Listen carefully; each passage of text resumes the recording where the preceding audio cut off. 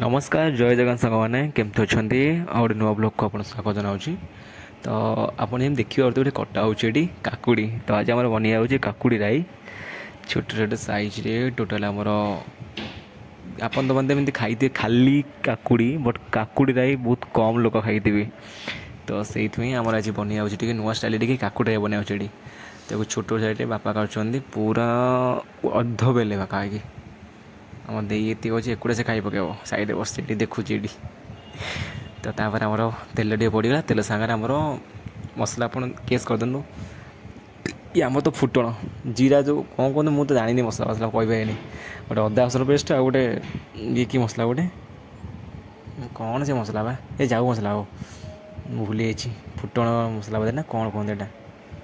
सोरिष बेसन हाँ सोरिष बेसनटा बढ़िया टी हल्दी लंका गुंड टिके पर पड़ो आगे कषा हो हल्दी लंका गुंड पड़ो ए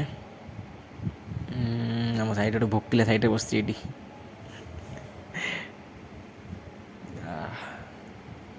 टिके आउ टिके हल्का हल्का पानी दिया ना एबे पड़ो ना हल्दी लंका गुंड हल्दी पड़गला ता संगे टिके लंका गुंड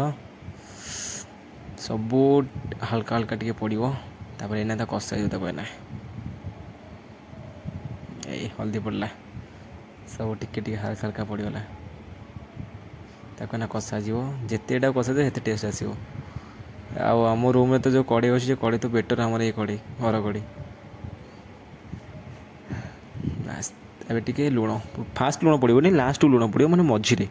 आगु लुण कौ मम्मी ये लुण पड़ो ना आगुरी तो कहीं पकड़े एकाथरक ओहो से एकाथर लुण पकड़े तरकारी पे आउ लुण पकड़ा पड़ोनी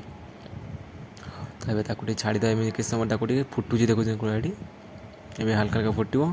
ताकि छाड़ीद एमती किस समय किस समय खाली गोटे हो गला आम काकुड़ी पड़ी जा काकुड़ी सांगे देखिए पूरा अध बोल गोटे गाँ खाइबे ये चेड़ी मो दे तो चेड़ी सी तो भोकिला अनेक सैड से खाଇବା खाइब चेड़ा खाली कंचा काकुड़ी खाई कि यही काकुड़ी आप देखते थे आ टेस्ट भी करिया थे आम केमती काकुटर पानी बाहर अलरेडी तो काकुटर पानी बाहर गोटा जेन्युइन कथा गोटा घोड़े दबा कहते कौन कि राईगला काकुड़ जाए ना जो मंजा होगला मंजा जो कौन कह कदली जो भंडार बाहर होगला एत जल्दी फाइनली बनिक रेडी होगा बहुत जल्दी बनी रेडी है रेडी केमती लागुची मम्मी तो साइड जो